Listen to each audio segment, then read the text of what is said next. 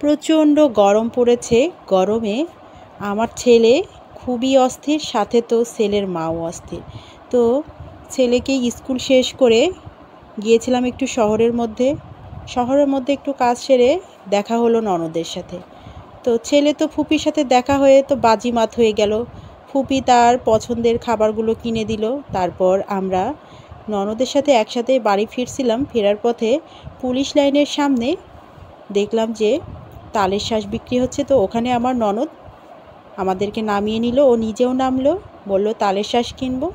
তো তালের শ্বাস কিনতে যে কি যে ভোগান্তি সেটা আর বলার অপেক্ষা রাখে না। যেমন ছিল গরম ওই দিন, এই ভিডিওটা বেশ কয়েকদিনের আগের, অর্থাৎ গত সপ্তাহের, যেমন গরম ছিল তেমন আমরা স্কুল থেকে গিয়েছি মার্কেটের মধ্যে একটু কেনাকাটা করে তারপর আবার এসেছি। আর এইখানটাতে এত পরিমাণে রোদ যে দাঁড়ানোই যাচ্ছে না।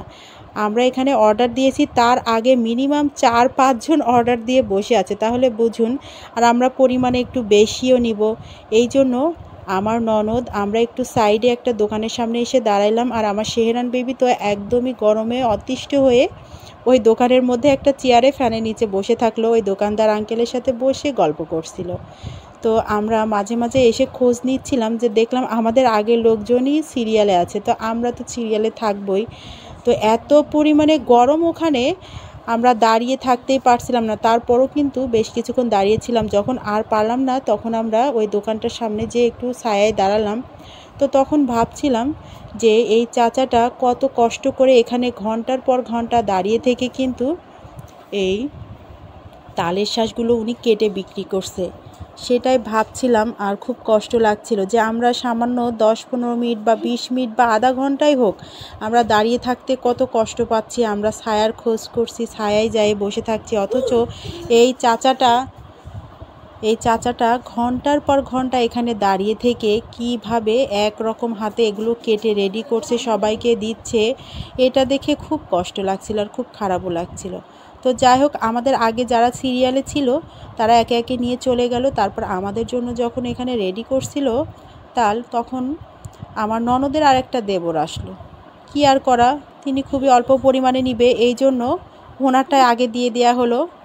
ভদ্রতার খাতিরে কিছু করার নাই, যেহেতু ভাবি যান এখানে দাঁড়িয়েছিলেন, এজন্য উনিও নিয়ে চলে গেলেন। তারপর আমরা আমাদেরটা নিয়ে বাড়ির উদ্দেশ্যে রওনা দিব।